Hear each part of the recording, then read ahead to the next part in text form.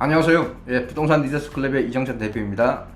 자, 제가 이번 방송에서는 서울 주택시장에 투자를 하실 때 강남 위주로 투자할 건지 아니면은 시선을 좀 더 넓혀서 서울 전 지역으로 시선 넓힐 건지 이런 주제로 말씀을 좀 드리도록 하겠습니다. 자, 결론부터 말씀드리면요. 이제 서울 주택시장에 투자를 하실 때는 이제 가성비로 의사결정을 해야 된다. 가성비로 의사결정할 그 시기가 도래했다. 무조건 지역 위주로, 즉 강남 지역 중심으로가 아니라 서울 전 지역으로 시선을 넓힐 필요가 있다라고 보여집니다. 그래서 이제는 강남 불패에서 서울 불패라는 그런 단어 화두를 바꿔서 우리 투자 결정을 하실 때 좀 참고하셨으면 좋겠습니다. 한 예를 들어서요. 10억이란 돈을 가지고 투자를 해서 내가 10억의 양도 차익을 얻는 것이 좋은지, 아니면은 1억이라는 여유자금을 가지고 투자를 해서 1억의 차익을 남기는 것이 좋은지, 어느 것이 더 좋은지 우리가 따져볼 필요가 있다는 거죠. 또한 결과치가 동일하다 할지라도 그 과정상에서 실현 가능성이 어느 것이 더 높은 것인지, 또한 리스크 레벨은 어느 것이 더 높고 어느 것이 더 낮은 것인지, 이런 걸 우리가 따져볼 필요가 있다는 거죠. 그래서 이제는 서울 주택시장에 투자할 때 무조건 강남 중심이 아니라 이제는 가성비 위주로 의사결정할 시기가 도래했다. 제가 그렇게 생각을 하기 때문에 오늘 본 방송 주제를 이렇게 선정을 했습니다. 자, 본 방송에 앞서서 부동산 비밀노트에서 진행하는 무료 상담인 세미나에 대해서 간략하게 안내해 드리도록 하겠습니다. 자, 제가 주관하는 세미나는 매주 금요일, 토요일 오후 1시에 진행을 합니다. 제 세미나에 관심이 있는 분은 이 화면에 나가는 02-798-7900번으로 미리 전화로 예약을 하시고 꼭 오셔야 됩니다. 참석이 어려우신 분에 한해서는 제가 전화 상담도 진행 가능합니다. 전화 상담 내지는 또 평일로 상담 예약을 잡으시고 오시면 되겠습니다. 자, 세미나 주제는 이렇습니다. 첫 번째 시간에는 지역별 시기별 주택시장 전망이라는 주제를 가지고 꼼꼼하게 논리적으로 전개해서 말씀을 드리도록 하겠습니다.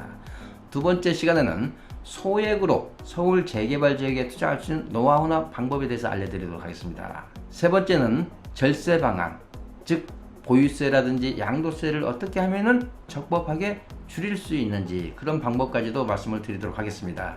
그래서 특히 제 세미나에 관심이 있는 분이라면은 직접 오셔서 강의를 듣고 강의 후에 1대1 상담을 진행하시면 가장 효율적이 되겠습니다. 강남 불패 신화에 대해서 여러분들은 어떻게 생각하십니까? 스스로 자문해 보십시오. 스스로 자문해 보세요. 자, 두 가지 대답이 나오는 게 통상적인 것 같습니다. 첫 번째 대답은 출렁거림은 존재하나 그래도 강남이다 라고 생각하시는 분이 꽤 있는 것 같습니다. 두 번째 생각하시는 분은 이제 강남권은 너무 올라서 이제 한 번 정도는 조정기가 올 가능성이 있다. 따라서 이제는 좀 조심해야 된다. 이런 두 가지의 의견을 가지고 있는 부류로 나뉘고 있는 것 같습니다. 제 생각은 말씀드리지 않겠습니다. 제 생각은 이렇습니다. 두 가지 다 맞을 수 있다. 그렇지만 이제는 우리가 투자할 때 마인드를 좀 바꿔야 될 필요가 있다. 즉 투자 전략을 수립을 할 때 가성비, 인풋 대 아웃풋을 좀 고려하시자는 거죠. 인풋 대 아웃풋. 그래서 가성비를 고려해야 될 시기가 이제는 도래했다. 무조건 강남 지역 중심의 투자가 아니라 이제는 가성비를 고려할 시기가 되어 있다. 따라서 현재 대출 규제가 굉장히 강화되어 있죠.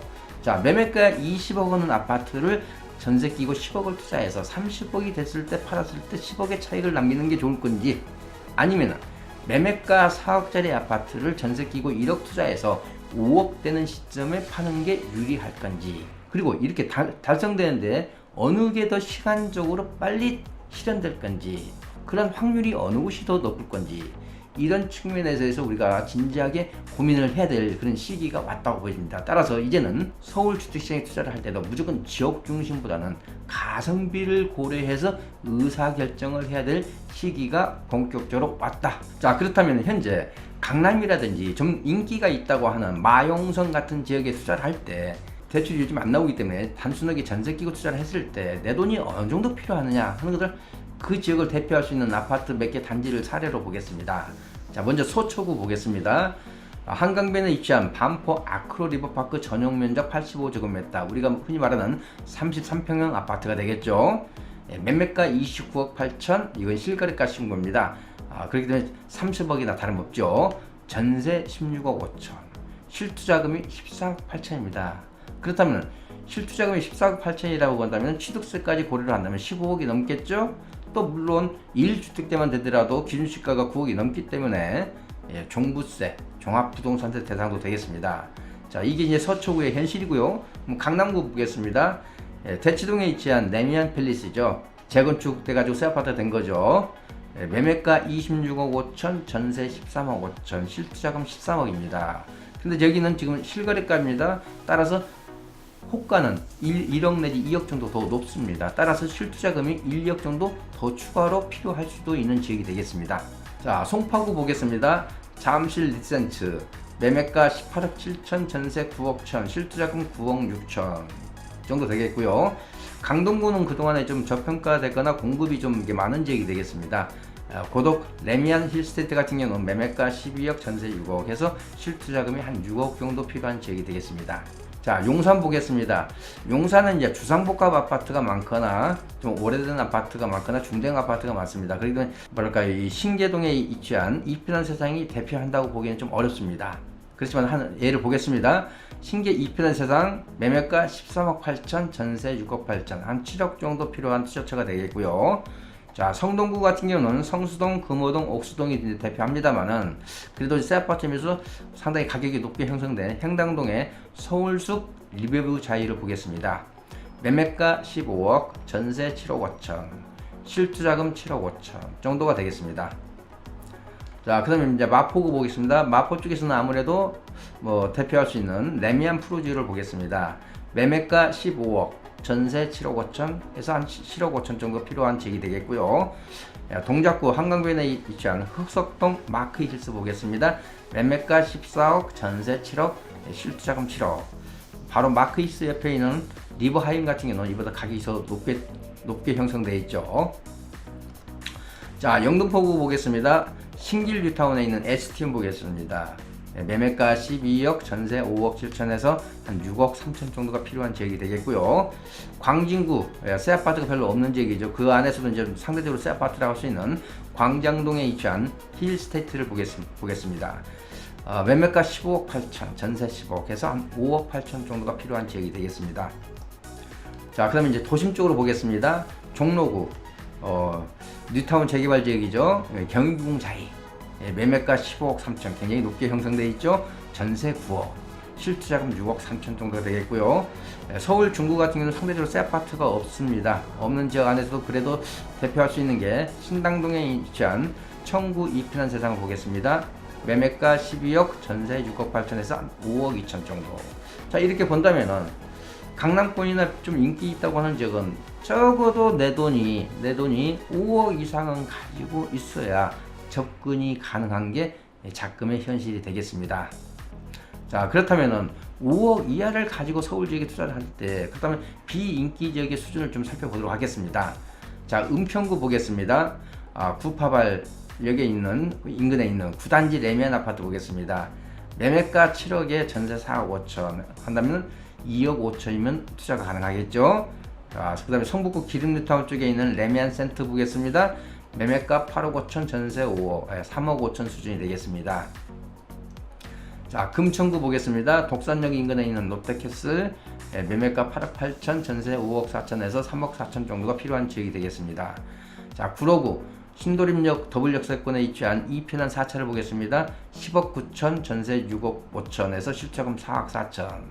자, 제가 지금 대표적인 사례를 든 게 그 지역을 어느 정도 대표할 수 있는 아파트이기 때문에 이보다도 대부분이 투자금이 낮게 형성되어 있다고 보시면 되겠습니다. 따라서 대부분이 5억 이하로 투자가 가능한 지역이 되겠고요.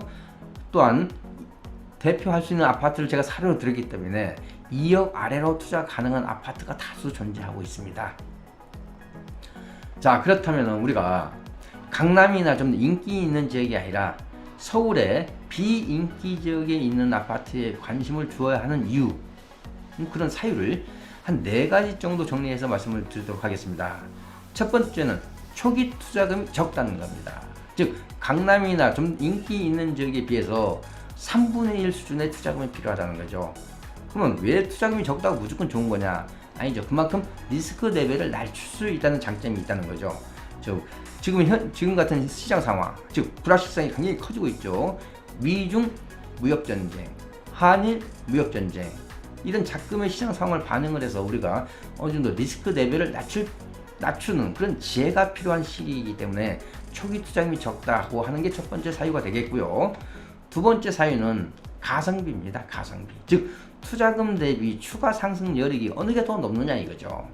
아무래도 지금 같은 현실에서는 저평가된 지역이 있어서 내가 소액 투자해서 소폭으로 오를 가능성이 강남권보다는 오히려 확률이 높은 게 현실이라는 거죠. 따라서 투자금 대비 추가 상승 여력이 어느 지역이 높느냐 이랬을 때 강남이나 인기 지역이 높느냐 비인기 지역이 높느냐, 확률적으로 봤을 때 비인기 지역이 소폭 오를 가능성이 더 높아 보인다는 게 현실의 예측입니다. 자, 세 번째는 서울시의 어떤 개발 정책입니다. 그 서울시의 개발 정책의 가장 밑그림에 있는 게 뭡니까? 키워드는 균형 개발 촉진입니다. 그래서 따라서 소외된 지역 위주로 정책이 나옵니다. 자, 8월 26일 며칠 전이죠. 8월 26일에 발표된 서울시 신거점 세군 육성 정책 나왔죠. 아직 자세한 내용은 아직 나오지 않았습니다만은 연신내 불광역 일대, 온수역세권, 마포 서부 면허시험장 일대, 자, 그 다음에 창동 역세권 개발, 강운대 역세권 개발, 수생 역세권 개발 대부분이 비인기 지역에 위치하고 있습니다. 따라서 서울시의 균형개발 촉진이라는 이런 큰 정책의 기조 아래서 본다면은 이런 정책들이 꾸준하게 지속적으로 계속 발표가 될 겁니다. 발표가 되고 지속적으로 실행이 될 겁니다. 따라서 이런 개발 호재에 힘입어서 그 인근 지역에 있는 아파트 가격에 상승을 할 수 있는 견인차 역할을 할 수 있다는 거죠. 이게 세 번째 이유가 되겠고요.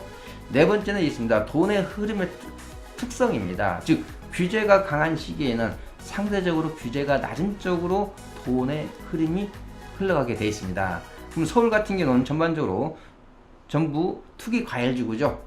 그렇다면 대부분이 아까 강남이라든지 좀 인기가 있는 지역은 투기 지역입니다. 그렇다면 상대적으로 투기 지역보다는 규제가 낮은 투기 과열 지역으로 돈이 흐를 가능성이 높다. 따라서 이런 풍선 효과를 우리가 미리 예측을 가능하다는 거죠.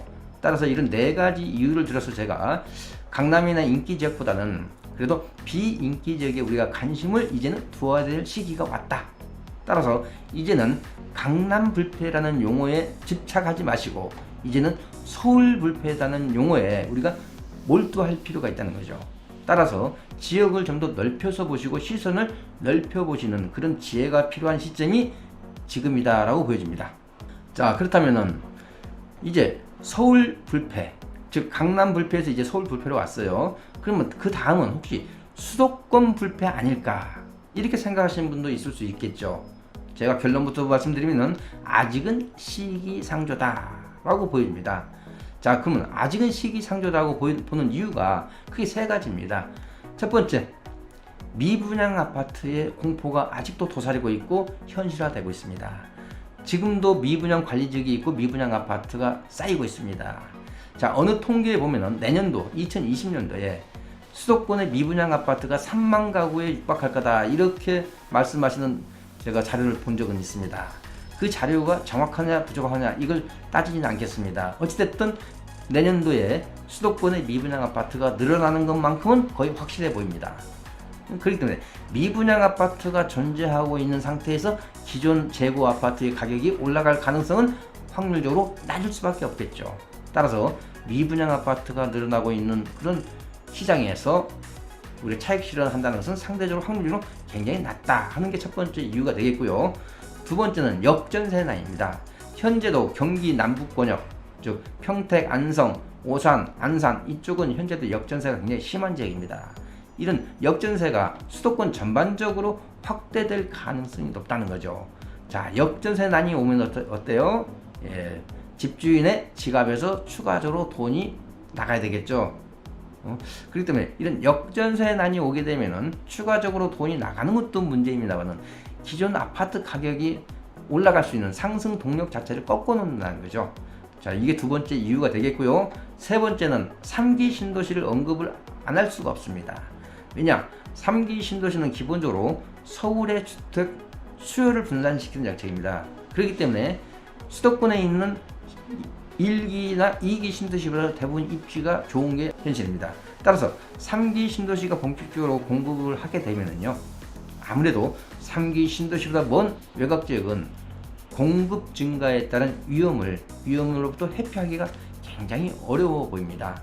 따라서 3기 신도시, 자, 예정대로 하면은 2025년부터 이제 본격적으로 입주가 계획되어 있습니다만은 그 일정이 준수되고 미준수되고는 좀 차지하더라도 아무래도 3기 신도시는 입지가 좋은 곳이므로 그보다 먼 외곽 지역은 그만큼 공급 확대에 따른 리스크 레벨이 증가될 수밖에 없다. 따라서 아직은 수도권 불패라는 용어에는 집착할 시기가 아니고 아직은 시기상조다. 따라서 강남 불패에서 서울 불패로 인식을 바꾸는 것까지는 제가 동의를 하고 적극적으로 찬성을 합니다만은 수도권 불패에 대해서는 아직은 시기상조라고 보여집니다.